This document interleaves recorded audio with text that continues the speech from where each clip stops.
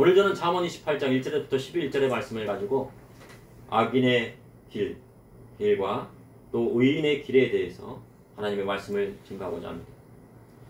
사람이 세상을 살다 보면 여러 가지 길을 선택해야 할 때가 있습니다. 그리고 선택한 길이 그의 인생을 완전히 바꾸어 놓는 경우도 있습니다.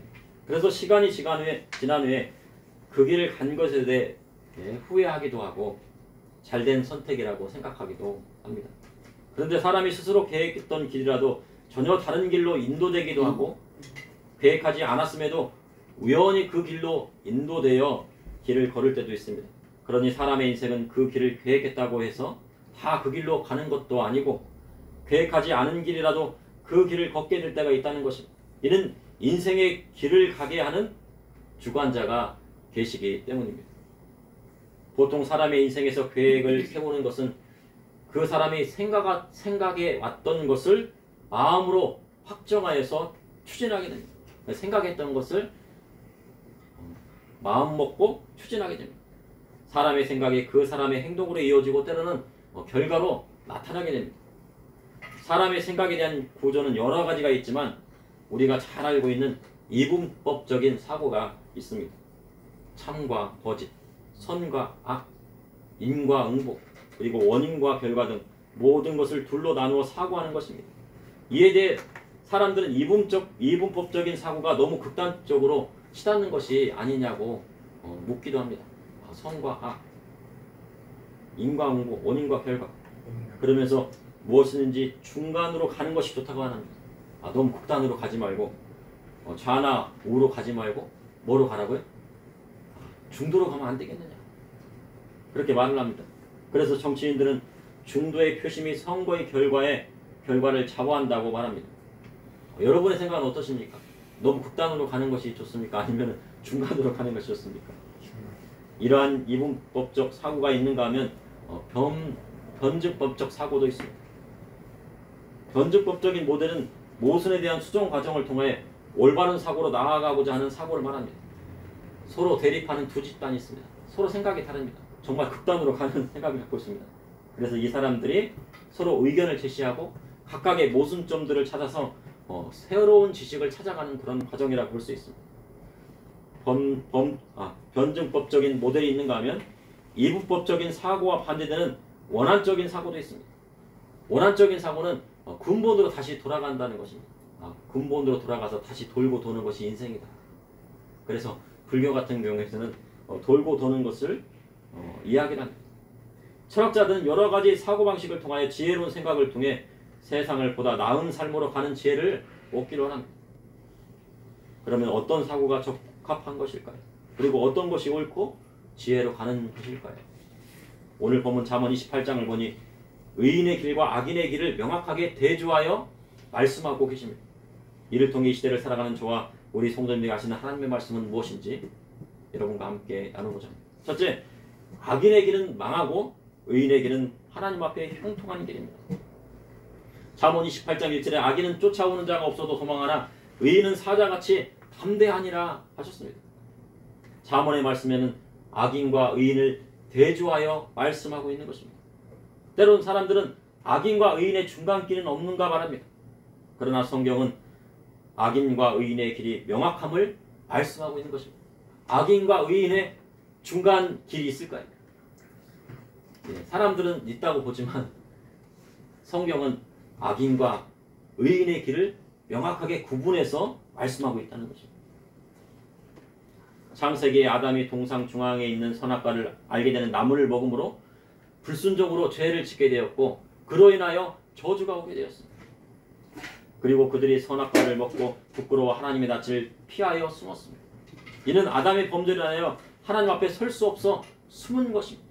그런데 그들이 양심에 찔려가지고 숨은 것입니다. 사람들이 양심에 찔리면 어떻게 합니까? 쥐구멍이라도 막 들어가려고 하잖아요. 숨으려고 하죠. 똑같은 것입니다. 이로 인하여 불순종한 아담에게 삼중 저주가 왔습니다. 삼중 저주란 영혼의 저주, 환경의 저주, 질병과 사망의 저주가 오게 된 것입니다. 이러한 죄된 속성으로 뭉친 사람이 누구입니까? 바로 악인이라는 것입니다. 잠언에 악인은 쫓아오는 자가 없어도 도망한다고 성경은 기록하고 있습니다. 악인은 죄로 사로잡혀서 악을 계획하고 행하는 자입니다.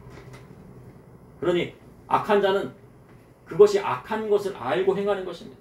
그러니 계획적으로 행하는 것입니다. 알면서 죄짓고 악한 일을 행하는 자는 자기가 지은 죄로 인하여 그를 잡으러는 사람이 없어도 도망한다고 성경은 말씀하고 있습니다. 그래서 세상은 죄짓고는 못 산다는 말이 있습니다. 사람이 죄를 지면 양심이 찔려서 그것을 용서받아야지 살 수 있는 것입니다. 다른 사람에게 죄 지면 어떻게 해요? 저 용서해 주세요 얘기를 해야지. 그래야지 이제 마음이 시원한 거예요. 형제끼리 죄 지을 수도 있잖아요. 피를 나는 형제라도 죄 지을 수 있잖아요. 근데 그걸 용서받으려면 어떻게 돼요? 가서 용서해 주세요 해야지. 그래 내가 너 용서해 주면 하면 용서가 되는 거예요. 그러니까 죄 짓고는 못 사는 것입니다. 양심에 화인 맞은 자라도 도둑이 제 발을 저린다는 말처럼요. 자신이 지은 죄로 인하여 자기 잘못이 들켜서 잡혀가거나 감옥에 갈까봐 조마조마하고 걱정되는 것입니다. 그러나 의인은 사자같이 담대하리라 하셨습니다. 초원의 사자는요 두려울 것이 없습니다. 아무리 강한 맹수라도 사자를 이길 수가 없어요. 하이에나 턱뼈가요 얼마나 강한지요 뼈를 으스러뜨린다고 합니다. 그렇지만요 사자 앞에서 하이에나는요 호랑이 앞에 강아지 같습니다. 사자가 한번 하이에나 허리를 탁 물으면 허리가 그냥 부러질 정도. 그러니 얼마나 무섭습니까? 그러니 의인은 사자같이 담대한 것입니다. 담대하다는 것은 자신이 확신한 바에 염려가 없다는 뜻입니다. 의인에 대한 하나님의 축복은 염려가 없는 것입니다. 마음이 평안한 것입니다. 지금 마음이 편하십니까? 그 하나님의 축복입니다. 사람이 마음이 평안하고 염려가 없으면요 밤에 잠도 잘 와요. 그러나 자기 잘못이 들킬까봐 걱정하는 사람은 밤에 잠이 오지 않습니다. 그 죄로 인해서 어떡할까? 양심이 찔릴까? 잡혀가면 어떡할까? 감옥 가면 어떡할까?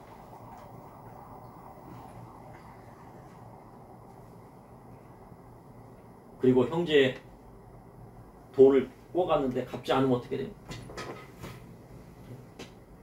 잠이 안 오는 거예요. 내가 평생 있으면서 갚아야지 마음이 편한 거예요. 빚지고는 못 사는 거예요.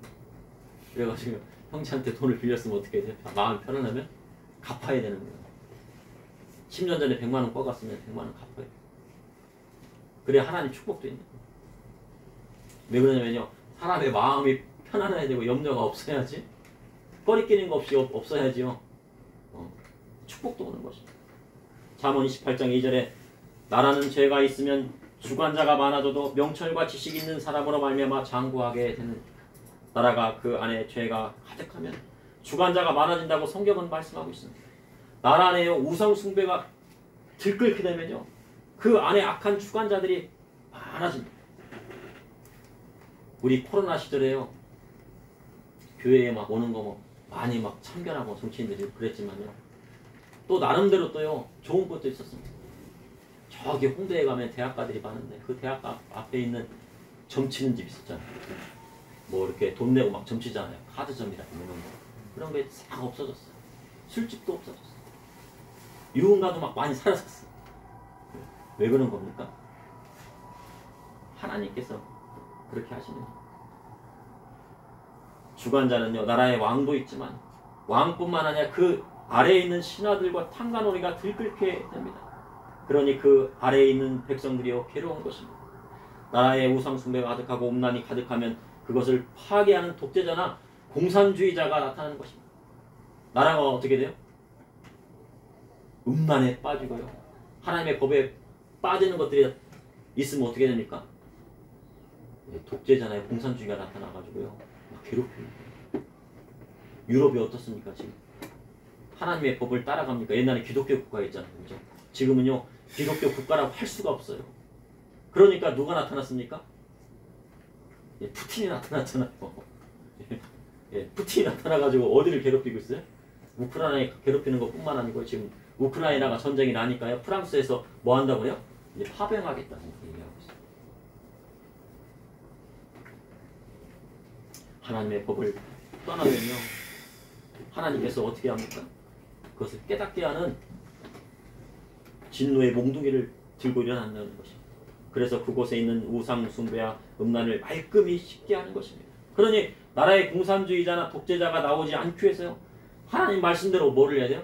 죄를 멀리 해야 한다는 것입니다. 그런데 그 안에도 명철하고 하나님을 아는 지식이 있는 사람이 있으면 그 나라는 그 사람들로 말미암아 장구하리라 하셨습니다. 악하고 음란한 사람들이 들끓었던 소돔과 고모라 땅이에요. 하나님께서 아브라함에게 말씀하실 때 의인 몇 명이 없어서 멸망한다고 그랬습니까? 10명이 없어서 멸망한 거예요. 그럼 소돔과 고모라 땅이에요. 의인 10명만 있었으면 멸망했습니까? 안 했습니까? 유황불도 안 떨어졌다는 얘기예요. 그러니 악하고 음란한 소돔 땅에도 명철과 지식이 있는 사람 10명만 있었어도 멸망받지 않았다는 것입니다. 그러니 나라가 오래가고 길어지려면 그 땅에 하나님을 아는 지식이 있는 사람들로 넘치고 하나님 말씀으로 명철한 사람이 넘칠 때 그 나라가 오래가는 거예요. 그러니 우리 성도님들이 하나님의 말씀으로 명철과 지식이 있는 사람이 되면 이 나라가 어떻게 됩니까? 흔들리지 않는 거예요. 그래서 우리 성도님들의 기도가 우리 성도님들이 있음으로 말미암아 이 나라가 어떻게 하는 겁니까? 예, 장구하리라. 장구하는 거 뭐예요? 오래가고 예. 멸망하지 않고 길어지게 되는 것입니다. 잠언 28장 3절에 가난한 자를 학대하는 가난한 자는 곡식을 남기지 아니하는 푸 같으니라. 독재자나 관원이 가난한 자를 학대하는 경우도 있지만 가난한 자가 가난한 자를 학대하는 경우도 있어요. 호세아서 4장 6절에 내 백성이 무엇이 없음으로 망한다고 했습니까? 내 백성이 지식이 없음으로 망한다고 했습니다. 성경은 내 백성이 지식이 없어 망한다 하였습니다. 이는 하나님을 아는 지식이 없어 망하는 것입니다. 세상도 마찬가지입니다. 지식이 없고 학력이 없으면요 가난하게 사는 경우가 많다는 거예요. 그래서 조사를 해봤대요. 부모의 학력이 낮을수록 아이들의 생활 환경이 좋지 못하고 가난이 어떻게 된다고요? 대물림 된다. 세습된다고 하는 거예요. 그리고 지식이 없을수록 서로 싸우는 경우가 많다는 것입니다. 배운 것이 없으면 어떻게 한다고 서로 물고 뜯고 싸우고 막 하는 거예요. 형제끼리 배운 게 없으면요 서로 물고 뜯고 막 하는 거예요. 그러나 학식이 있는 사람은 어떻게 합니까? 물고 뜯고 싸우는 것이 아니고 서로 돕고 사는 거예요. 가난한데 서로 싸우기까지 하면 얼마나 힘듭니까? 일도 힘들고 이 세상도 힘들고 하는데 서로 위로는 해주지 못하고 도움을 줄지 못할지언정 서로 싸우면요 무엇으로 이기겠습니까? 가난한데 싸우면 되겠습니까? 안 되겠습니까? 가난한데 싸우면요 절대 희망 없어요. 가난하면 가난할수록 어떻게 형제끼리 똘똘 뭉치면 그 집안은 뭐예요? 비전이 있어요. 그리고 그런 집안에 하나님께서 뭐 해주신다고요? 축복 주신다는 거예요. 이스라엘 자손이 애굽에서 바론 밑에서 국고성을 지으면서요 벽돌을 구웠습니다. 애굽 사람들에게 학대받는데 그 이스라엘 자손들이 서로 뭐 하다는 거예요? 서로 싸우더라는 거예요. 네. 그 싸움을 말리러 누가 나갔습니까? 모세가 달리러 갔는데 거기서 진실이 나왔죠. 너 어제 애굽 간원들을 돌로 쳐서 죽였잖아. 그래가지고 어떻게 됩니까? 그 길로요 미디안 방해로 도망쳤어요. 그러니 믿음의 성도는 지식이 없는 자가 되지 말고 가난한 자도 되지 말고 주님 안에서 뭐가 됩니까? 마음이 부유한 자가 돼야 됩니다. 뭐가 부유한 자예요? 마음이 부유해야 됩니다. 돈이 많아서 부유한 자가 아니에요. 마음이 부유해야지 부유한 자예요. 바다에요 돌을 하나 집어넣었다고요 유동칩니까? 저기 시냇물에다 돌 하나 던져보세요. 유동치잖아요. 그런데 바다에 돌 던져봐요. 메꿔지지도 않습니다. 그럴 만한 넓은 예수님의 사랑으로요. 그런 넓은 마음이 있어요. 잠언 28장 4절에 율법을 버린 자는 악인을 칭찬하나 율법을 지키는 자는 악인을 대적하느니라. 율법을 버린 자는 하나님 말씀을 버렸다고 하는 것입니다. 율법을 버렸다는 것은 하나님을 모르는 사람이 아니에요. 여호와 하나님을 알지만 그분의 말씀을 버렸다는 것입니다. 이스라엘 자손이 하나님을 알지 못하는 것이 아닙니다. 그들이 하나님 백성이라면서도 그분의 말씀을 버렸기 때문에 하나님께서 누구를 버렸습니까? 그 이스라엘 자손을 버리신 거예요. 내치신 거예요. 예수님 당시 바리새인과 서기관들은 율법의 말씀을 알지 못한 것이 아닙니다. 그들이 율법의 말씀을 잘 알고 있었지만 예수님께서 그들에게 뭐가 없다고 했습니까? 정의와 긍휼과 믿음이 없었다고 그런 거예요. 율법의 말씀을 잘 안다 할지라도 정의와 긍휼과 믿음을 버렸다는 것입니다. 그래서 그들을 뭐라고 칭하는 것입니까? 악인이라고 칭하는 것입니다. 하나님 말씀을 버린 자는 악한 자라도 칭찬하고 그를 세우겠다고 하는 거예요. 요즘 범죄한 사실이 드러나고 형이 확정 받았음에도요, 뭐 한다는 거예요? 정치하겠다고 그래요. 나 좀 뽑아달라고 하는 거예요. 그럼 됩니까? 안 됩니까? 안 되죠. 형도 확정되고 범죄한 사실이 뭐 드러나고 있는데도 내가 정치하겠다면 됩니까? 안 됩니까? 안 되죠. 그런데 그들을 밀어준다고 하는 사람이 있기 때문에 그들이요, 득세를 하는 거예요. 그러나 믿음의 성도는 하나님의 말씀대로 나아가는 자는 악인을 대적하는 사람이라고 성경은 기록하고 있는 거예요. 그러니 정확해야 돼요. 참이냐 거짓이냐, 이것이 옳은 것이냐 그런 것이냐, 그것을 분별해서요 잘 판단을 해야 돼요. 둘째, 의인의 길이란 여호와 하나님을 찾고 그분의 말씀대로 나아가는 것입니다. 잠언 28장 5절에 악인은 정의를 깨닫지 못하나 여호와를 찾는 자는 모든 것을 깨닫는다. 악인은 정의를 깨닫지 못한다. 왜냐하면 악인의 정의의 기준은 누구에게 있습니까? 악인의 정의의 기준은 누구에게 있습니까? 예, 그 악인, 그 사람 자신에게 있는 거죠. 아담의 선악과를 먹게 되면서 일어난 변화가 무엇입니까? 선악과가 무슨 뜻입니까? 예. 한자로 따지면요, 착할 선, 그리고 악할 악, 그 다음에 실과입니다. 착하고 악한 것을 가지고 있는 열매가 바로 뭐예요? 선악과예요.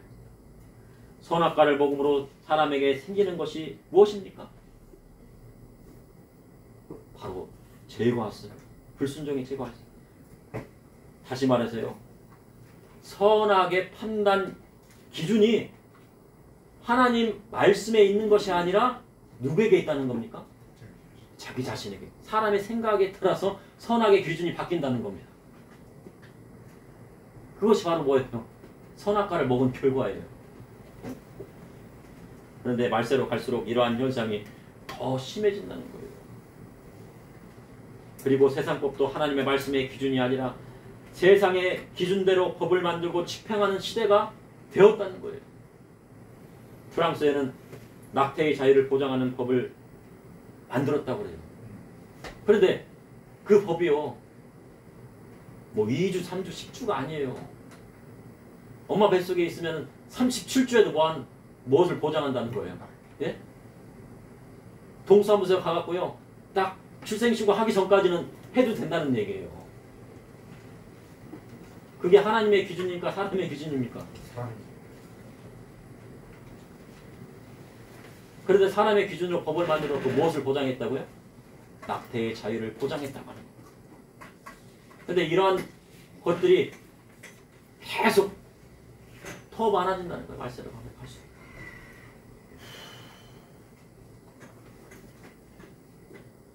그런데 사람들은요, 그 법이 누구를 위한 법이래요? 여성을 위한 법이라고 해요. 마음대로 낙태할 수 있게 되면 그 여성의 마음이 어떻습니까? 그 죄책감이라는 것이 평생 가지 않겠습니까? 그러니 그 법은 여성을 위한 법이라 할 수 없는 것입니다. 그러니 선악의 판단 기준이 사람에 있는 것입니다. 그런데 여호와를 찾는 자는 모든 것을 깨닫게 된다고 말씀하고 있습니다. 여호와 하나님을 찾고 그분의 말씀대로 나아가는 자는 모든 것을 깨닫게 된다고 성경은 기록하고 있습니다. 세상의 모든 진리는 이 성경 안에 다 들어있습니다. 우리 하나님은 우주 만물을 창조하신 하나님이십니다. 그러니 세상 모든 지식은 하나님 말씀 안에 있는 것입니다. 성경을 상고하고 그 말씀대로 나아가는 자는 모든 것을 깨닫게 되는 거예요. 세계 경제가 어떻게 돌아가는지요, 하나님 말씀을 보면 다 깨닫게 되어 있어요. 앞으로 경제가 어떻게 될지, 좋아질지 나빠질지는요, 하나님 말씀에 다 들어있어요. 그 돈 버는 방법도요, 이 말씀에 다 들어있어요. 하나님 말씀을 읽어보세요. 그리고요, 경제학 공부도 해보시고요, 법학 공부도 해보시고요, 읽어보세요. 그걸 읽고 또 하나님 말씀의 기준에서 그것을 풀어보시고, 아니면 컴퓨터도 배워보시고 그러면요 먹고 살 길이 막 열립니다. 그것이 다 어디에 들어있다고요? 성경 안에 들어있어요. 여호와 하나님을 찾고 그분의 말씀대로 나아가는 자는 모든 것을 깨닫게 된다고 성경은 기록하고 있어요. 앞으로 시대는요 어르신들한테 잘하면요 취업이 되는 시대가 되었어요. 어르신들한테 잘하면 취업이 되는 시대가 되었어요. 왜냐하면요 AI나 로봇이요 어르신들을 보필할 수가 없어요. 로봇이 갖고 요즘 모든 것을 다 도와준다고 해도 힘든 일 다 한다고 해도요 마음으로 도와줄 수 있는 것은 누구밖에 못한다고요? 네, 사람밖에 못해요. 그런데 하나님 말씀대로 부모님을 공경하고 어른들을 공경하면 어떻게 됩니까? 돈이 생기는 일을 이을 수 없다 이러는. 그러니 세상 모든 지식은 하나님 말씀 안에 다 있는 것입니다. 성경을 상고하고 그 말씀대로 나아가는 자는 모든 것을 깨닫게 되는 거예요. 하나님 말씀대로 나아가면요 축복을 받고 하나님 말씀이 아닌 다른 곳으로 가면 뭐가 오게 됩니까? 저주가 오게 되는 거죠. 그래서 잠언의 말씀에는 뭐가 나오는 겁니까? 의인의 길과 악인의 길에 대해서 구체적으로 말씀하고 있는 것입니다. 잠언 28장 6절에 가난하리로 성실하게 행하는 자는 부유하면서 굳게 행하는 자보다 나으니라. 사람이 가난하다고 죄가 되는 것은 아닙니다. 세상은 뭐라고 합니까? 가난하면 뭐라고 그래요? 죄라고 그래요. 그래서 어떤 사람이 그렇잖아요. 가난하면 죄가 되고 부자면 죄가 있어도 죄가 아니라고 그러잖아요. 그걸 막 외치면서 막 그랬잖아요. 비록 가난할지라도 성경은 비록 가난할지라도 자신에게 주어진 삶에 있어 성실하고 근면하게 행하는 자는 언젠가는 빛을 보게 된다고 성경은 기록합니다. 근면하게 자기에게 주어진 일이 자신이 최선을 다하고 열심히 살았는데 가난하면요 어쩔 수 없는 거예요. 성실하고 근면하게 생활했는데도 그래도 가난해요. 그럼 어쩔 수 없어요. 그럼 누가 칭찬해 주십니까? 하나님을 믿는 사람은 하나님께 칭찬해 주십니다. 야, 너 정말 가난하고 성실하고 분별하게 생각하는데도 가난하게도 살았구나. 믿음 지켰구나. 너 하늘에서 상이 크다. 열심히 살다가 몸 다쳤어요. 일을 못합니다. 그러면 뭐라 할 수가 없는 거예요. 부모님 말씀 들으려고요. 열심히 이렇게 커피를 타다가 흘렸어요. 그거 잘못입니까? 잘못 아닙니까? 잘못 아니에요. 예. 왜냐하면 열심히 하려고 그랬잖아요. 그죠? 예. 그게 올바른 거예요. 예. 그러니 믿음의 성도로 가난하여도 성실하고 근면하게 생활하면 하는 것이 중요합니다. 이러한 사람은 부유하면서 굳게 행하는 자보다 낫다고 성경은 기록하고 있습니다. 부유하면서 굳게 행한다는 것은 진리에서 벗어나 거짓되게 행한다는 것입니다. 아무리 부유해도 마음이 굳고 삐뚤어지면 언젠가는 그 자리에서 내려와야 할 때가 있는 거예요. 올라가는 거는요, 능력이 있으면 돼요. 성실하게 열심히 하면은 올라가게 되는 겁니다. 그런데 그 올라간 그 자리에서 오랫동안 유지하려면 어떻게 됩니까? 예. 그 사람의 성품과 인품이 좋아야 됩니다. 인성이 좋아야 돼요. 그래야 올라가요. 그것이 하나님 말씀입니다. 잠언 28장 7절에 율법을 지키는 자는 지혜로운 아들이요 음식을 탐하는 자와 사귀는 자는 아비를 욕되게 하는 자니라. 율법을 지키는 자는 지혜로운 아들입니다. 하나님 말씀대로 나아가는 아들은 칭찬받게 되어 있습니다. 그러나 음식을 탐하는 자와 사귀는 자는 아비를 욕되게 한다고 성경은 기록하고 있습니다. 그러면 음식을 탐하는 자는 누구입니까? 음식을 많이 먹는 사람을 이야기합니까? 많이 먹는 사람을 이야기하는 것이 아니고 기름진 것을 탐하는 자입니다. 최근 들어 물가가 급격하게 상승하고 있습니다. 채소, 야채, 과일 가격이 천정부지로 오르고 있어요. 그로 인해 외식 물가가 오르고 있습니다. 그래서 이곳저곳 맛집을 찾아다니고 외식을 즐기면요 돈을 모을 수 없는 시대가 되었어요. 기름진 것을 탐하는 자는 그와 함께 뭐가 먹고 싶습니까? 술 먹고 싶잖아요. 아 이거 기름진 거 고기는 뭐예요? 술안주라고 막 그러죠. 술을 많이 먹게 되면 또 어디에 빠집니까? 음란에 빠지게 됩니다. 연결이 되어 있는 거예요. 그러니 허랑방탕하게 아버지가 주신 상속재산 다 탕진을 되고 거지가 되어서요 돌아온 둘째 아들은 누구를 욕되게 한 것입니까? 네, 아버지를 욕되게 했어요. 그런데 하나님 아버지는 그러한 사람이라도 예수 그리스도 십자가의 보혈 공로를 의지하고요 회개하면 어떻게 한다고요? 예, 용서해 주신다. 용서해 주신다.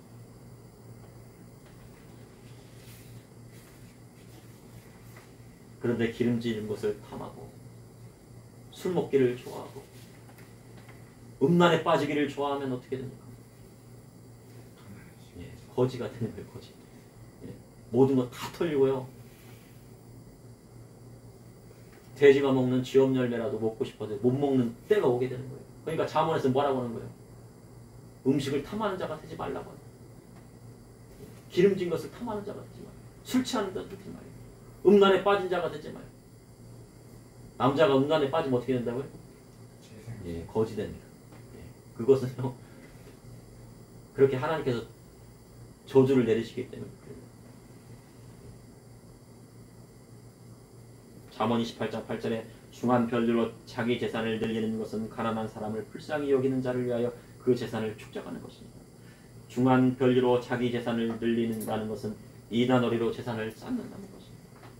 그러나 중한 별리를 받는 것은 하나님께서 싫어하시는 것입니다. 이단어리에서 돈을 벌면 땀 흘리지 않아도 쉽게 돈을 벌 수 있다고 생각하지만 그것은 다른 사람 외에 그 재산을 저축하는 것 같다고 성경은 말씀하고 있습니다. 중한 별리로 재산을 저축하면 그 돈은 결국 누구한테 갑니까?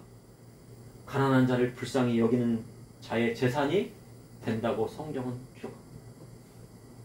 그래서 삭개오는 유대인들에게 중한 세금을 매기는 세리장이었지만 그가 예수님을 만난 후에 그의 삶이 변했습니다.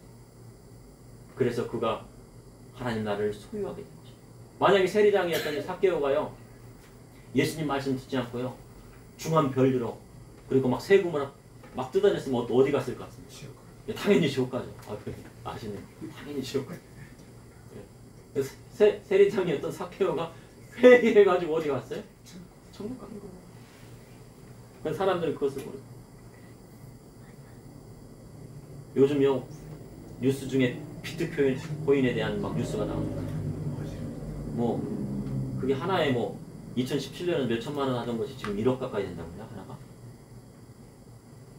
왜 그렇게 비싸지는 겁니까? 가상화폐인데 진짜 돈이니까 가짜 돈입니까? 가짜 돈이잖아요. 가짜 돈에 막 투자하잖아요. 막 1억 넣고 막 10억 넣고 막 빚져갖고 막 넣잖아요. 나중에 폭 나가면 어떻게 해요? 다 날아가는 거예요. 다 날아가는. 루나코인에 무슨 번 뭐라고 하는 사람이 있습니다. 그래서 그 사람이 잡혔대요. 유럽에서요. 그랬더니 미국으로 보내는 걸 확정되었대요. 50조 정도의 손해를 끼쳤는데 99%를 그러니까 뭐 1,000만 원 했던 게요 뭐 한 10만 원 된 겁니다. 맞죠? 그죠? 10만 원이 됐어요. 그런데 미국으로 가면 어떻게 됩니까? 종신형이 있는 거예요. 100년 때래 100년. 100년이 됐는데 100년 살다 가야 돼요. 근데 한국에 오면 어떻게 해요? 40년. 한 3, 40년 사는데 또 돈도 많이 주면은요 또 가면 갖고 한 10년에 나올 수 있는 거예요. 그러니까 어디 안 간다고 그러는 거예요? 미국 한국 보내달라는 거예요. 그냥 약한 자들.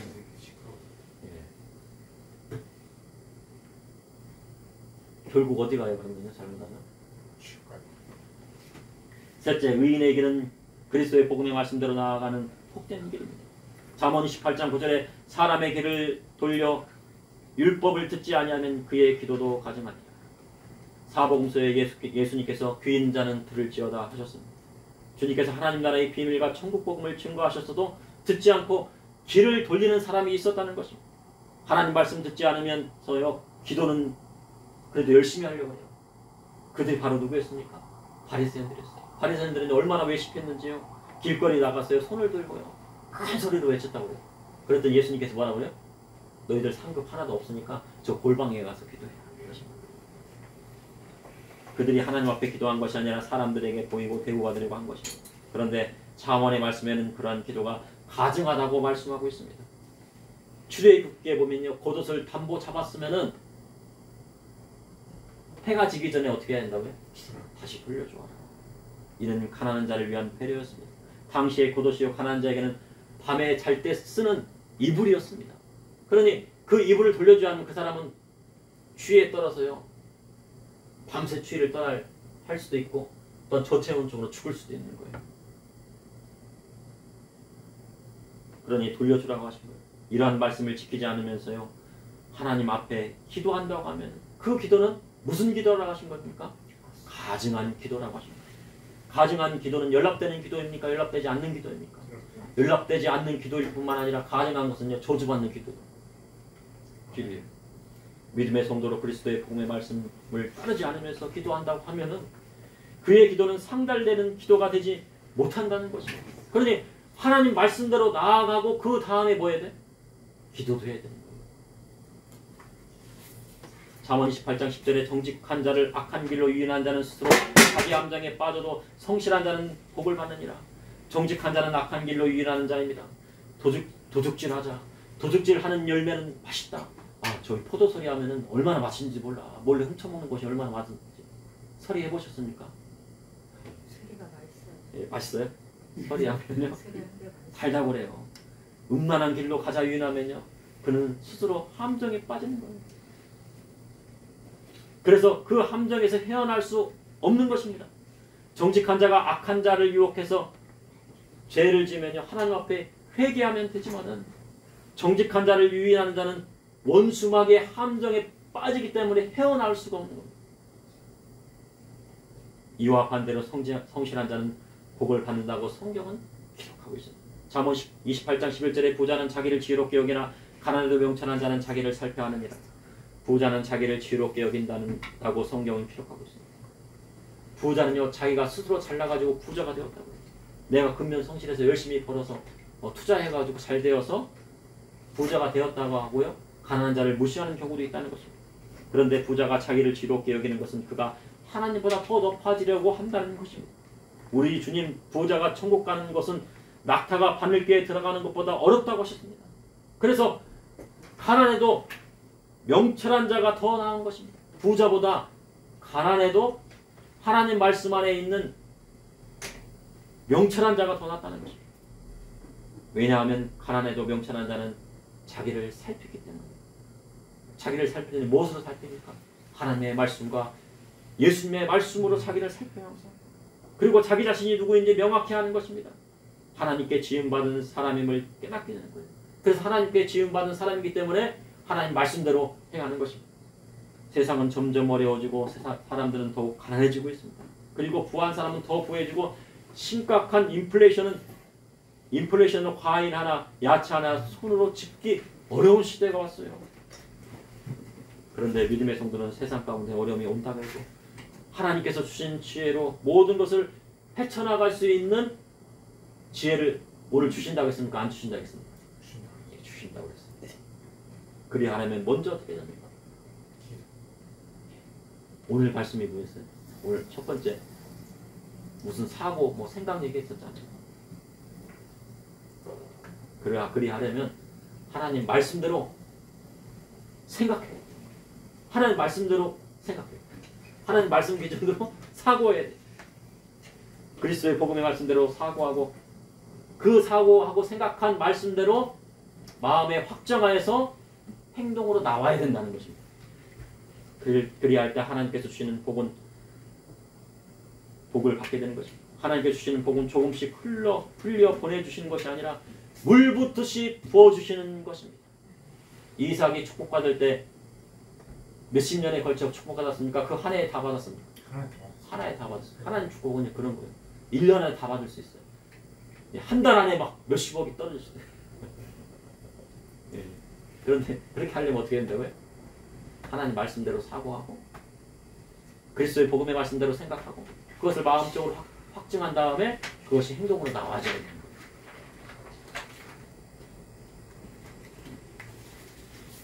그러므로 악인의 길은 망하고 의인의 길은 하나님 앞에 형통하는 길입니다. 그리고 의인의 길은 여호와 하나님의 말씀을 찾고 그분의 말씀대로 나아가는 것입니다. 의인의 길은 그리스도의 복음의 말씀대로 나아갈 때 복된 길이 되는 것입니다. 그러므로 오늘 사순절 기간을 통하여서 하나님 말씀대로 생각하고 사고하고 그리스도의 복음의 말씀대로 생각하고 그것을 삶에 적용하여 행하시는 저와 우리 성도님이 되기를 축원합니다. 아멘. 잠시 기도하시겠습니다. 주님, 오늘도 감사합니다. 오늘 잠언의 말씀을 통하여 의인의 길과 악인의 길에 대해서 하나님 깨달았습니다. 저와 우리 믿음의 성도님들 하나님의 말씀대로 그리스도의 복음의 말씀대로 의인의 길을 갈 수 있도록 인도하여 주시고 그리하여서 이 세상에서도 형통한 길을 따라 갈 수 있도록 인도하여 주시고 주님께 주시는 물붓듯한 축복을 다 받을 수 있는 저와 우리 성도님들 될 수 있도록 인도하여 주시옵소서. 아멘. 예수님 여러분에게